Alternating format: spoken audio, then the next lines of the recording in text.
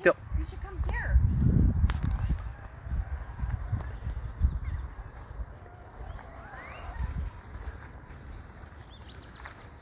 Hello everyone, good morning. I am so excited to be here with you guys this morning. And if you all would with me, put your hands together and let's say a little prayer. Please rain on the seeds that we have planted so that they can germinate lovely and we can stop overwatering so that our squash and our cucumbers and beans and all the things that don't like to be top watered can start to grow and be beautiful. Very good, huh? Okay, welcome. Here's the thing. I want you guys to talk to me, okay? So if you're on here, say hi to Joe because he's the one that can see your stuff. Ask us questions and we're gonna do our best to answer them. As I move through this new spring and things just looking different, I really want to make sure that one of the things that we do to use this live that we do weekly, every week together, we do this together, that we use it to really get interactive and answer a lot of questions. The second thing I want to do is to remind everyone, if you don't already know this, that Joe and I do a podcast that launches every Monday morning. And the last few weeks have been really good. We're really tapping into what I would call the Joe and Aislynn show that we kind of have always been about, but now we've really started to get into the flow of that. And Joe has been cracking up the whole time while he's been editing this, the one that launches tomorrow, and just saying he believes that this is the best episode we've ever made. And so I hope you'll check that out. It's called Dinner Table Talks. You can find it on any platform that you listen to a podcast. If you've never listened to a podcast before, try dinnertabletalks.com and just click the most recent episode, and eventually you'll figure out what's the best platform for you to use to begin listening to not only our podcast, but other people's podcasts. It's a great thing to do to put on some noise-canceling headphones and listen while you work outside in the garden. It's one of the things I love to do, especially if you're doing some of that weedy stuff, going through all the weeds and getting all that stuff out of there and just cleaning and those kinds of things. It can be a fun distraction. Joe, you have any thoughts on that? No, not really. Good. Listen in every week. Very good. So let's get started because I'm very excited. I took a bunch of pictures yesterday while I was out in the garden, overwhelmed at the beauty of what has happened in my backyard garden. It went from being dead to being luscious and green, and some of the most beautiful lettuce. Truly, all the years that I've been growing, this is the first early start to spring that has looked so magnificent in my backyard garden. And I also want to talk about something else. My backyard garden is going to be a little different than what I expect your gardens to look like. And the reason that that is the case is because of the freeze. The freeze kind of stopped my growth on some of the things that I was growing in the wintertime. Lettuce, broccoli, cauliflower, cabbage, all of that stuff. Knocked a bunch of those things out.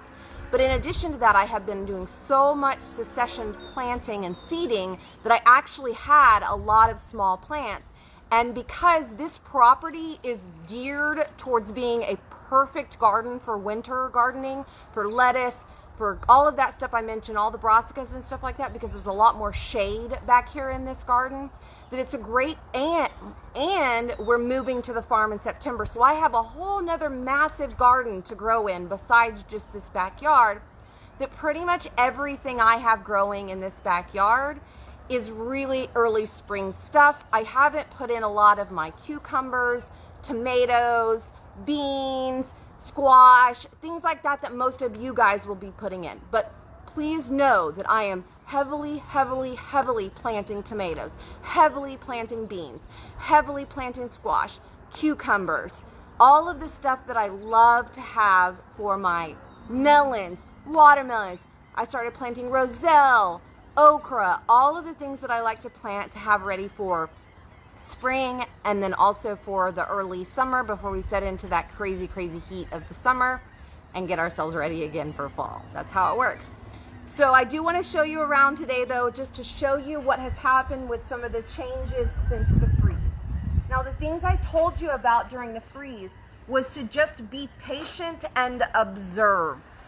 Things that I observed, okay? This chamomile is a plant that I planted early in the season, in the wintertime, kind of in the fall. And they often will tell you that the best time to plant flowers for us is in the fall. And I can see now why that can even go beyond the concept of us being fearful of our flowers freezing in the wintertime. And the reason is because most of the annual flowers that we want to pop right at the beginning of spring, like right now, can make it through the freeze. And we've seen that. So now we know. Okay? So like this chamomile, you can see I am about to have, I've never had chamomile flowers actually flower before. And they're about to start popping. That plant lived through the freeze. Look at it. I mean, it didn't even really get any burns on it. It's just a beautiful, beautiful plant. So be sure next fall that you plant some chamomile. Whether you plant it from seed, which I actually did a lot of seed planting, most seed planting this year, or whether you purchase one from the nursery. Chamomile is a great one to start in the fall. Regardless of what happens with our winter, it's going to be successful for you come early spring. Okay, I always talk about reseeding your things and making sure that you leave, and that's a part of the permaculture style of planting, because if you don't go in and clean everything up, then it will do the work for you. And right here I've had over the years Indigo Spire. I have not planted any of this. This is all regrowth. Some of it is regrowth from the bottom of the plant that I left. You can see there's kind of like some dead spikes here. And some of it is because it reseeded on its own and just started coming up again on its own. And I'm going to show you again in another place where this has happened with my Texas sage, my red salvia. So certain plants like that, once you get one or two of them, whether you start them from seed or whether you get them from the nursery, once you get them started in your garden, they're going to go on their own as long as you kind of let them keep reseeding.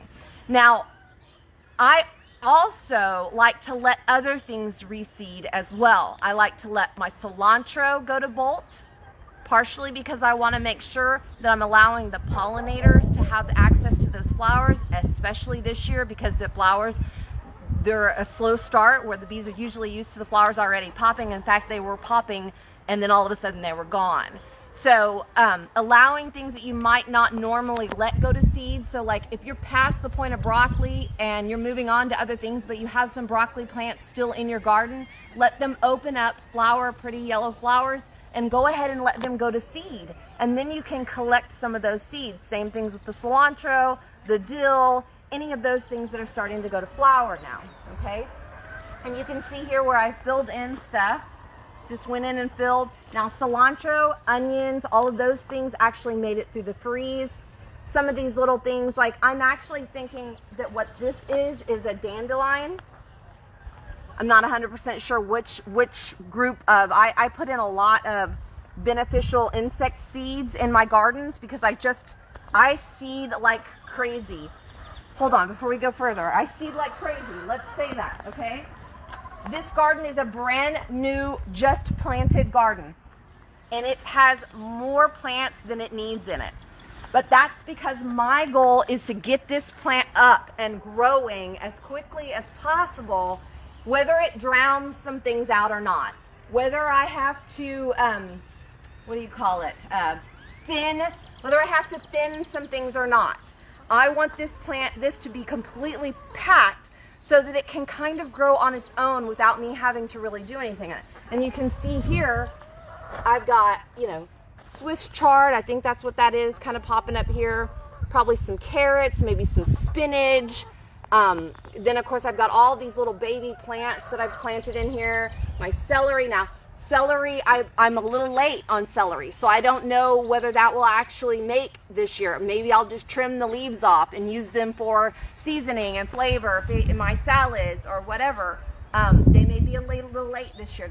This is the first time I've ever done celery by seed, leeks by seed, and artichoke by seed as well. And so I'm just kind of playing with that, getting the idea of how to get it going, and then seeing whether or not I can actually grow it at this late in the season from a little tiny baby start plant. So we'll see, right? But this garden's going to be more successful for that kind of stuff. And here's the other thing I want you to know about why I planted this one the way I did. I put all the little lettuce that I had that was really young over here. I put all the celery, I put the artichokes, I put all of the things in here that might need some cooling from the sun. And the reason of that is because what I get here on this side of the house, right here in this location, is the morning sun immediately. This is the first part of the yard that starts to get the sun, right? And then as the sun moves into the west, I get the shade in the afternoon. And that is essential, especially when you're talking about things that you don't want to flower quickly and things that you want to stay cooler in certain temperatures of the year. It's essential throughout the whole year when we garden here, but particularly when you're talking about special sensitive plants that you're trying to extend their season and give them a cooler amount of time. Yes. So on this bed, and if someone took the time to go back over the last few weeks, they could see the building of the bed, and then it was just the prepared soil without any plants in it. And then you went in and did these clearly big plants, but then the seed, when you get a closer look and you begin to see that there's little sprouts everywhere, is that just a choosing what you're going to plant and then just literally tossing it onto the dirt, or are you a little bit of poking both. your finger in? A little bit of both. In a garden bed like this, because I don't want a ton of runoff, I do a little bit more specific poking in, making sure, you know, kind of clearing a space and sprinkling carrots around or sprinkling spinach around and stuff like that. I do a lot of what you would consider broadcast seeding, and one of the things that I've learned is that I actually like having the plant itself rather than the seed. So anything that I can pre-plant, that's my preferred option. Because getting up and down and poking in all those seeds. And then if you think about, like last week, we had anywhere from 19 to 25 mile an hour winds, sometimes sustained, sometimes gusts of wind. And if you're trying to plant lettuce, carrots, tiny little flower, poppy seeds, if you're trying to plant any of that stuff when the wind's blowing like that, it just blows everywhere. And so I really like having either what would be called oh, now I'm having a brain fart here. When they put a covering on top of the carrot seed or the lettuce seed or whatever, a pelleted seed, so that gives you the ability to just poke it in. And then of course I like the seeds. It's so much easier to plant calendula seeds, beet seed. I mean, the seeds that are big are just easier to plant. So I do a lot of finger poking with that stuff, but a lot of the rest of it I do actually broadcast. Chris asks, side question, should lime trees be planted in pairs? What's the best variety for our area? You can plant any lime tree you want. There's a lot more than I can answer in that quick question. You can plant any lime tree you want in our area. There's a lot you need to know about planting citrus in clay, unless you're in sand, which you could be. And it's always better to have multiples of anything because the pollination is more successful when you have it, but it does not require it. Because I literally have one tangerine tree in this particular backyard.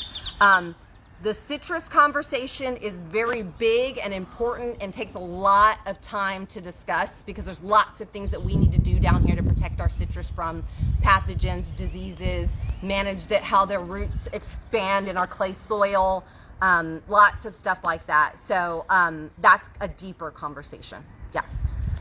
Okay, so coming back over here, you can see where things are just like, starting to come back up again. And this one, I'm still not 100% certain about. I started kind of trying to cut on it this morning, and I need to get some better shears because this stuff is still pretty soft.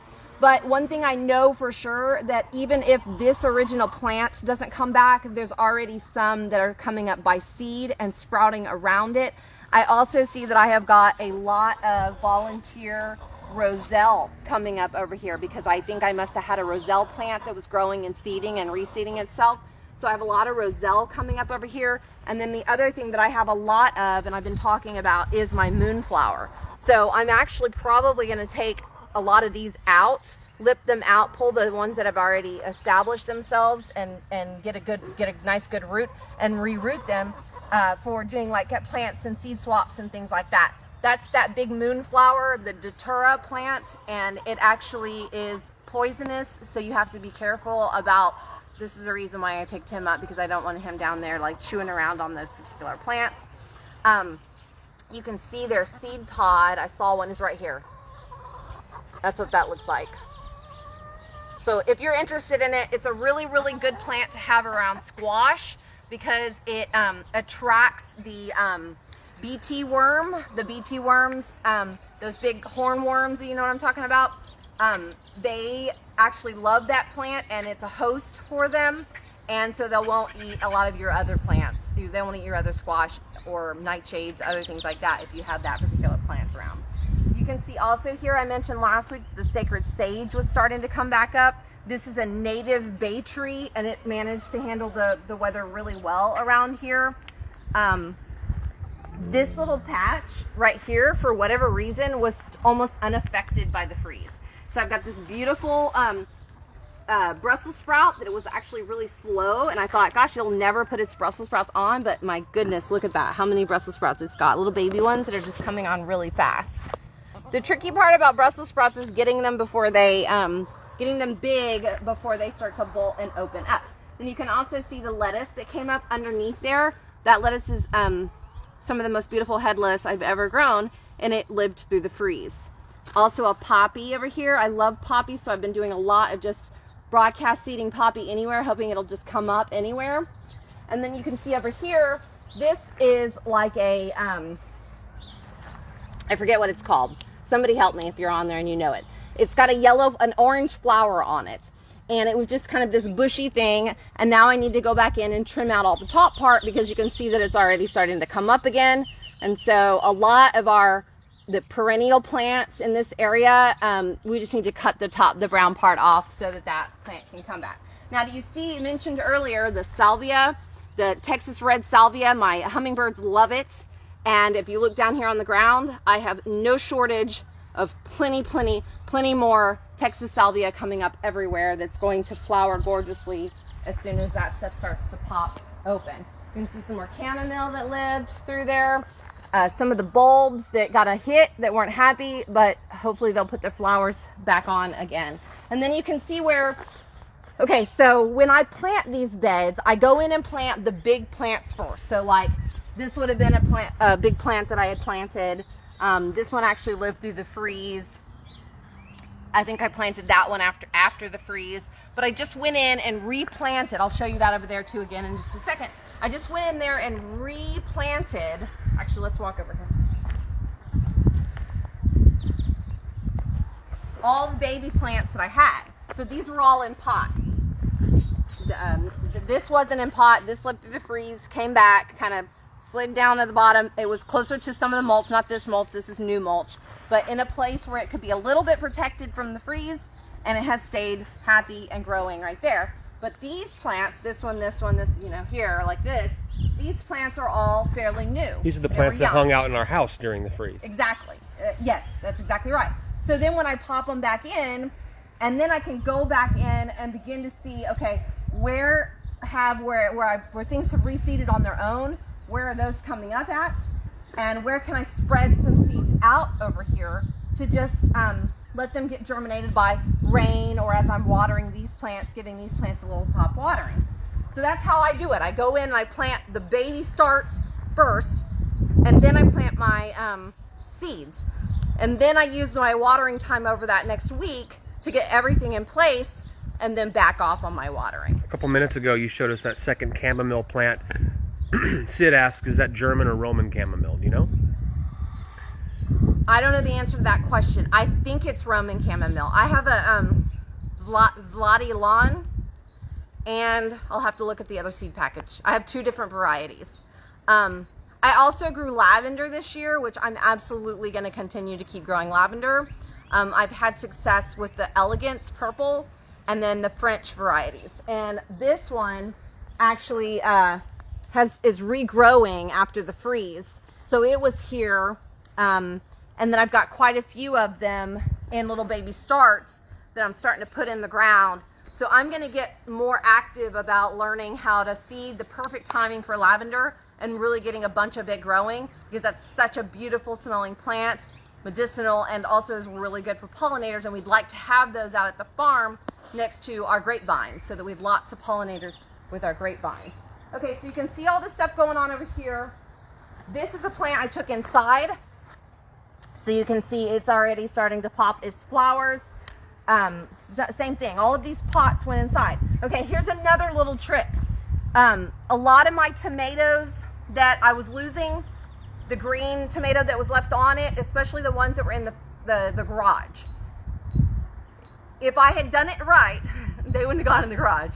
But I also would have made sure that I was able to get to the plant so that I could get those tomatoes off of the vine before the freezes started happening.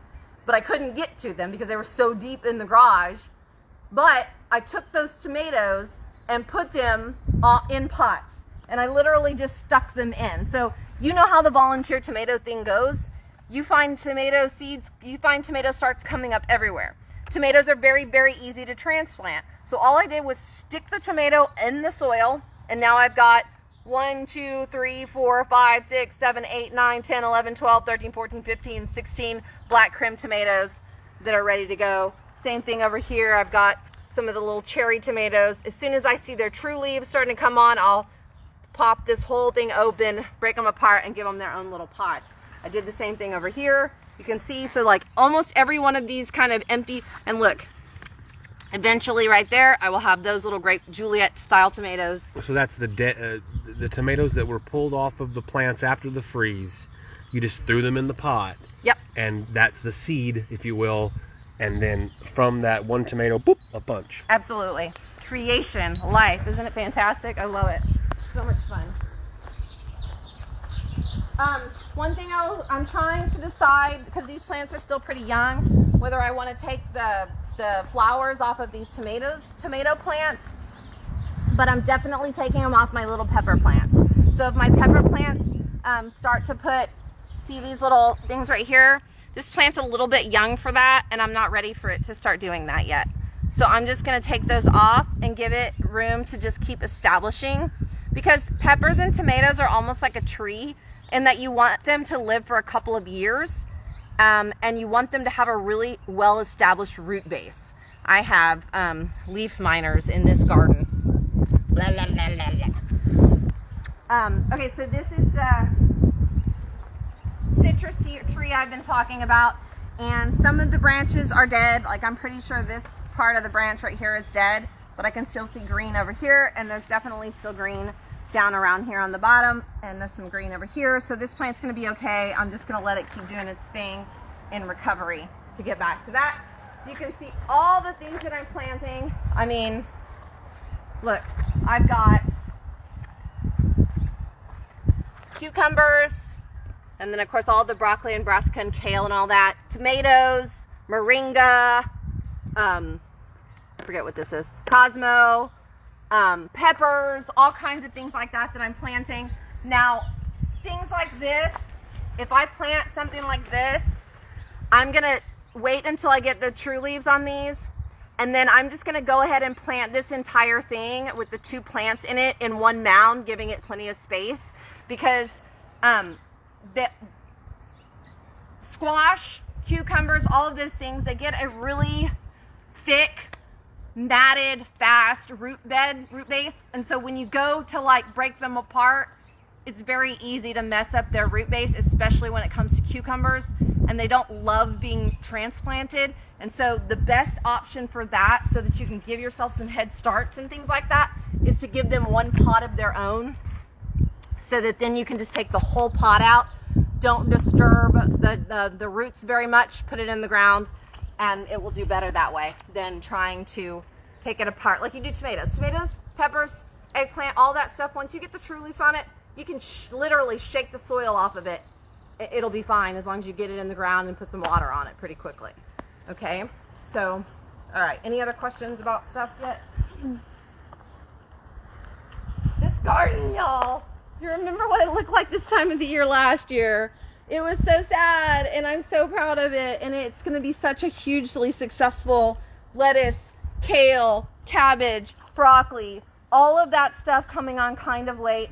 And whoever ends up coming into this garden after us in September, October, November, at the end of the year, they will get to see everything that's reseeding. Hopefully, we'll find somebody that really wants to love this garden as much as I, and they will be super excited to see all the different things that are reseeding and making their own, because this garden now is established, and it will now grow beautiful things regardless of what's happened to it. Now, at some point, if you just keep ignoring it, you're going to have a big grassy foresty mess out here. But in the initial phases of a little bit of cleaning up, somebody would have a very beautiful garden that they didn't have to do very much work for at all because it's already established. Okay? Snapdragons are my heroes. I want to grow snapdragons all over the world with everyone because this little lady right here, she is like 2 years old. She's gone through a freeze and she is happily about to start putting flowers on again. Look at her. Isn't she lovely? I'm so proud of her. You're doing such a good job. Will you ever trim back the dead stuff that's poking out? Yeah, I already have done a little bit of it. As a matter of fact, I actually haven't done a ton of trimming. I can actually go in and just kind of like pull it like that, and if it comes off, that's kind of what I've been doing up at this point, just kind of cleaning things out like that and just kind of letting it break off, because that's kind of just like the natural way, like if the wind or whatever just came in and kind of knocked it off. But yeah, eventually I may have to actually cut it as well. So that's doing good. And then hey, you come here, you're in my garden, come this way. Okay, come over here. Whoa, whoa, whoa. See this? Whoa, whoa, whoa, whoa. We're just gonna walk right by this?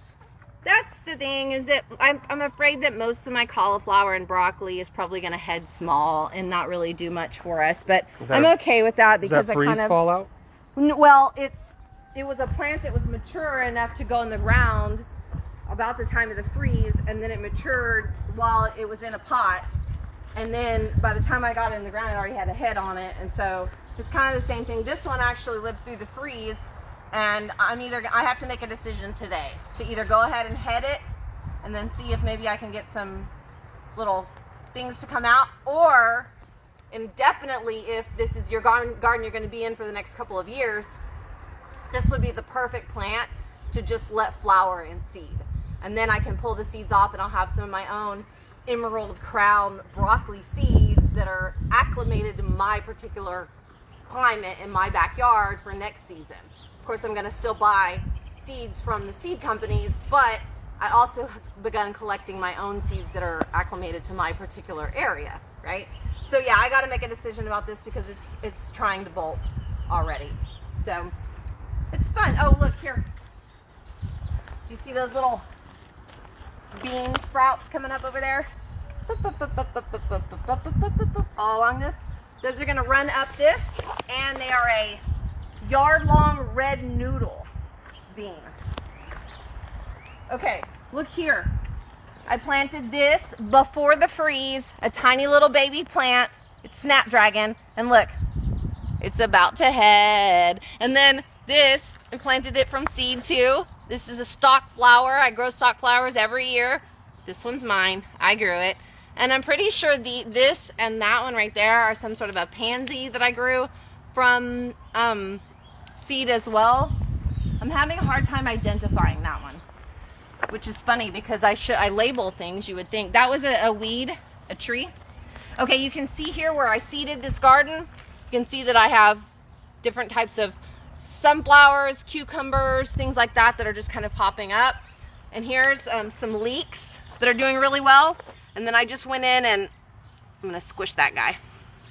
I just went in and replanted here just the other day, a few more of them. I have no idea whether they'll even make, but I filled in the little spots with some leeks to see. And look at my mushrooms, yay. Happy little mushrooms.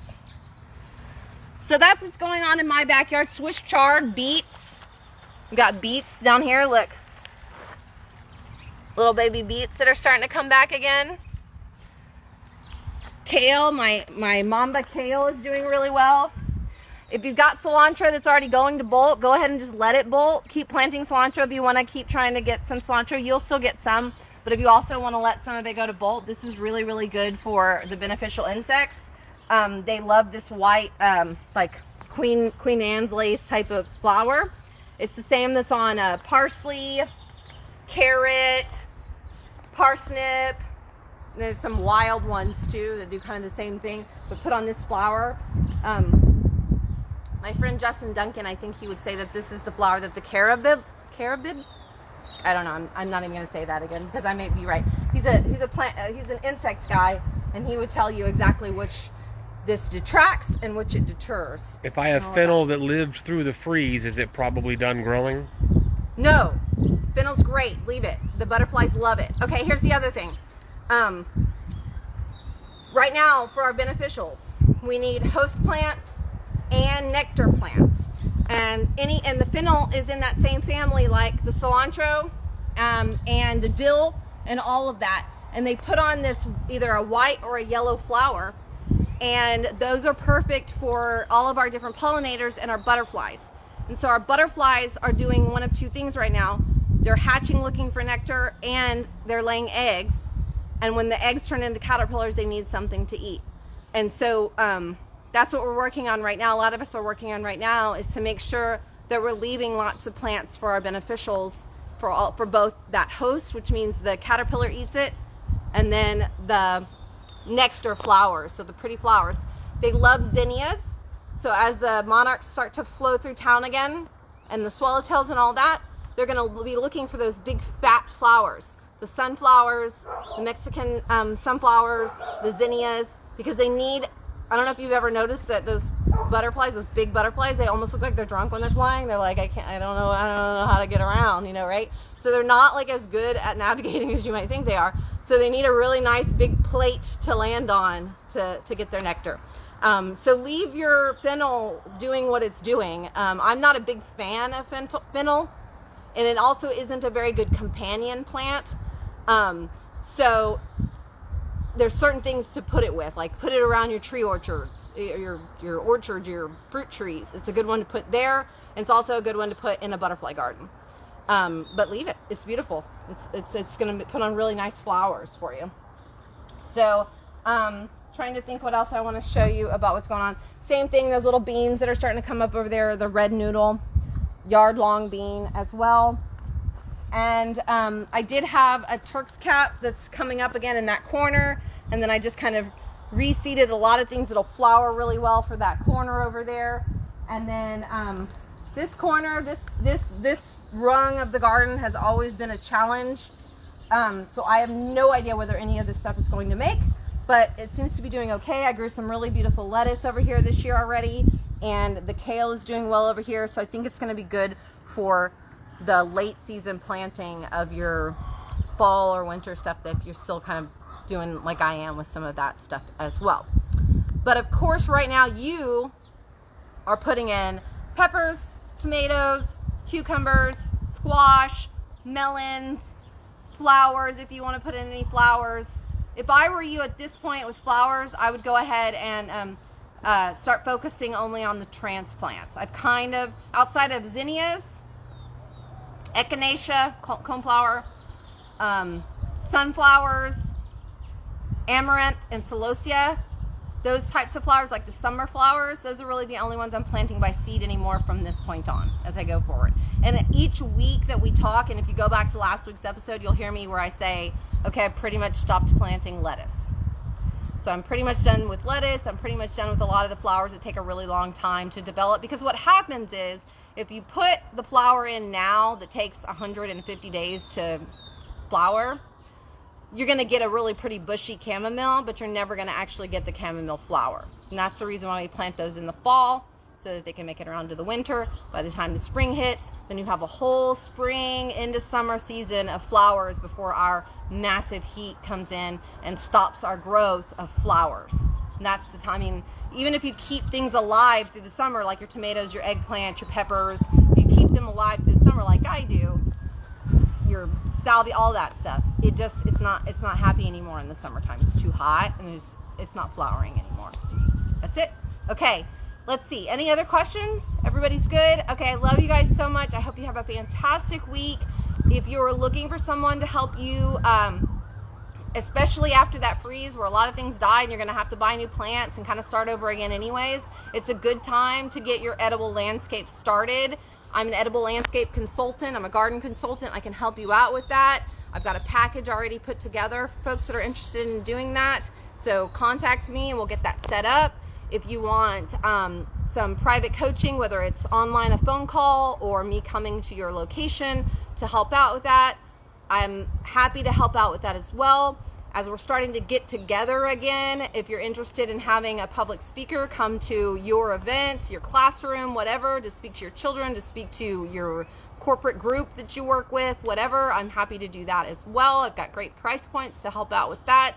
Actually, this coming up week, I have someone meeting me out for a homesteading consult out at our farm. So that's something that could happen. And then I also am hosting at a local preschool